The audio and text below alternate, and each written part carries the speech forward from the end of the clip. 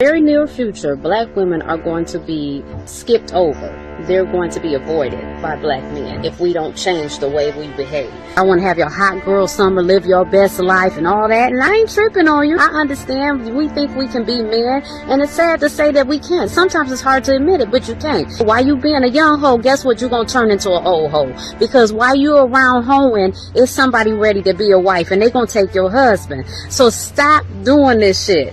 And I know somebody's going to be mad at me. And guess what? If you mad, you might be the one I'm talking about. So refrain from putting yourself in the comments. Don't do that to yourself. Cardi B, Megan Thee Stallion, City Girls, Nicki Minaj, anything and everything like that should not be your life goals. Before I move further, I want to say I do like Cardi B. I do like Megan Thee Stallion. I don't listen to City Girls, but I respect everything everybody doing. And I like some of the music. But would I model my life after it? No.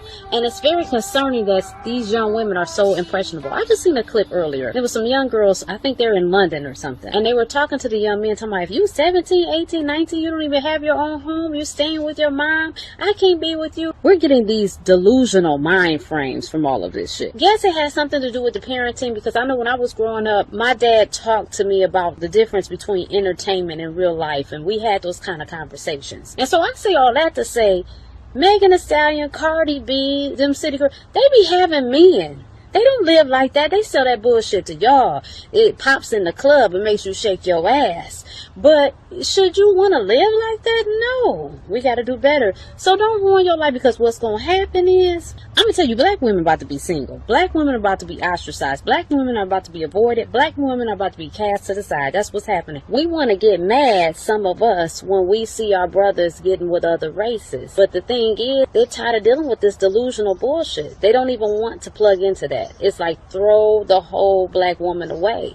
I don't want to deal with it. They don't want to deal with this lack of self-love that y'all got going on. And I'm not bashing anybody who wears body accessories, that be weave, lashes, makeup. I've worn this stuff time to time. I think that we should have balance, though, and I think that we should feel comfortable in our fresh face, in our own hair and stuff like that. We should not be ashamed or embarrassed or scared to be ourselves, because we're beautiful, man. The world started with us, with black queens and black kings. So why do we take on other people's hair? Why do we take on a regular, though?